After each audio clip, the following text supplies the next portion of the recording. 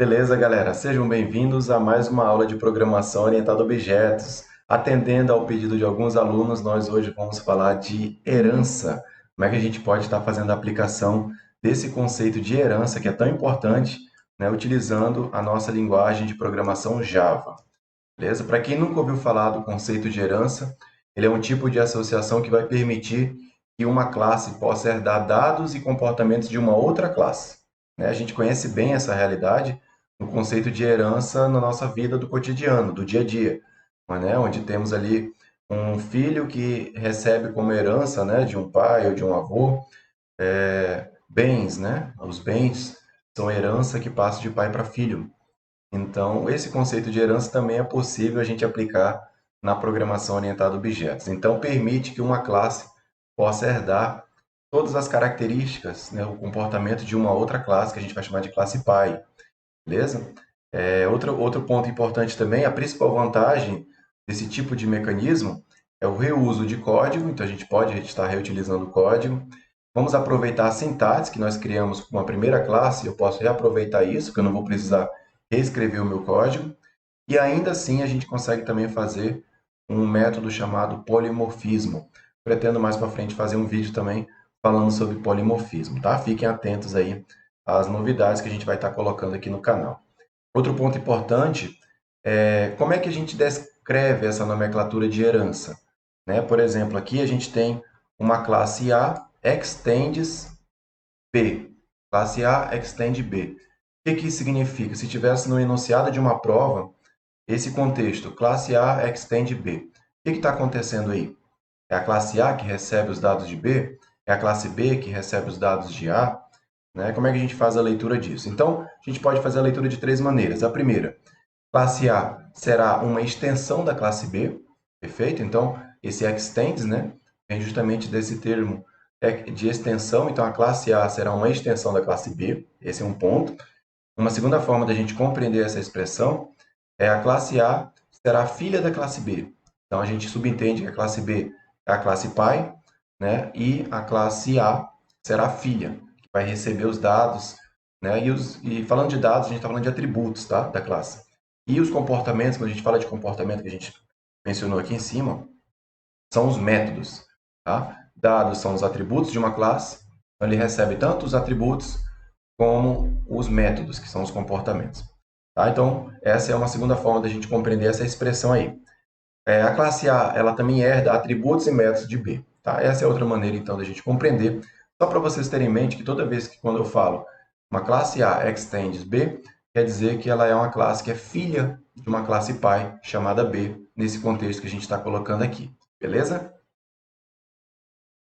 Aí a gente tem um exemplo aqui de um banco, né? Então, suponha que o banco ele possui uma conta comum e uma conta para empresas.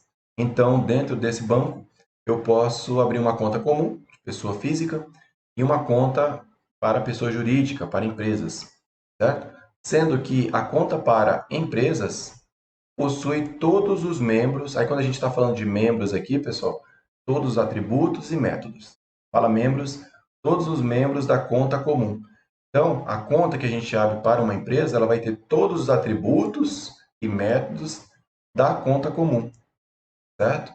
Só que, além desses atributos e métodos da conta comum, ele tem ainda duas características próprias. Ele vai ter um limite para empréstimo, que a conta comum não tem, e ele vai ter ainda uma operação, que vai ser um método, né? Operação é um método que realiza o empréstimo. Então, ele vai ter um atributo que vai ter ali o limite de empréstimo que ele pode estar fazendo, né? Um limite ali, ó, R$ 1.000. É um atributo que guarda esse valor, né, de limite que essa conta para empresas, né, vai poder fazer de empréstimo. Tá? Então, tem um limite ali de R$ 1.000, R$ 10.000. Né? Vai estar nesse atributo limite de empréstimo. E, além disso, vai ter uma operação, ou seja, vai ser um método, chamado realizar empréstimo. Então, percebam que a conta para empresa, né, ela tem todos os membros da classe comum, né, da conta comum, né, dos atributos e métodos, e ainda assim tem limite, e tem um limite lá, um atributo de limite, e tem um método para realizar o empréstimo.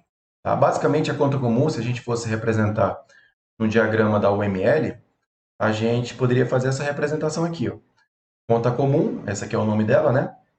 Então a gente tem aqui, ó, minha conta comum. O que que ela tem? Número da conta, do tipo inteiro. O titular, é o nome do titular, né, da pessoa, do tipo string. E o saldo, qual é o valor que ela tem ali na conta. Basicamente isso, de forma bem simples, tá? Para a gente compreender. 3 atributos e agora eu vou partir para os métodos. 2 métodos. Saque, para a gente fazer o saque do valor que tem em conta. E depósito, para a gente fazer um depósito de um valor. Eu já tenho R$100 na minha conta, eu quero fazer um depósito de mais 50. Vai ficar 150. Então eu posso utilizar esse método depósito. Depois eu preciso sacar mais R$100. Então eu uso o método saque para fazer a retirada do valor dessa conta comum. Beleza, gente? E agora eu vou criar uma conta. Já pensou se a gente tivesse que refazer agora uma conta, esses mesmos atributos e métodos para a conta negócio, uma conta de negócio, uma conta de empresas, né? Então, minha conta negócio, olha só, observe agora aqui essa classe, né, na representação da UML, ela tem aqui número, o número da conta, dessa conta negócio, o titular, que é o nome do titular, do tipo string, o saldo, que é o valor que vai ter nessa conta negócio, e um limite para empréstimo.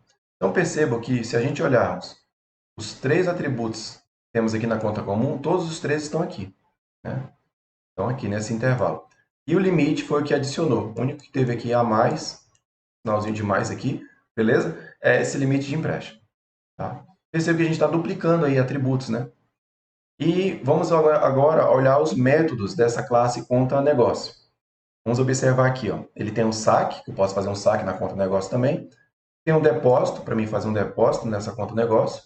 Então percebo que já repeti os mesmos 2 métodos que tem aqui na conta comum, só que aí ele tem um plus aqui, né? Um a mais aqui, um método a mais que é realizar empréstimo, chamado de empréstimo esse método, que é o que vai permitir fazer o empréstimo, né? Então esse aqui é o a mais que tem aqui. Então percebo que a gente praticamente teve um retrabalho de criar de novo os atributos e métodos na conta negócio de forma similar ao que acontece na conta comum, né? O que adicionou apenas foi o limite para empréstimo e o empréstimo, a operação de empréstimo nessa conta, beleza? E aí a herança ela vem justamente para agilizar esse processo, né?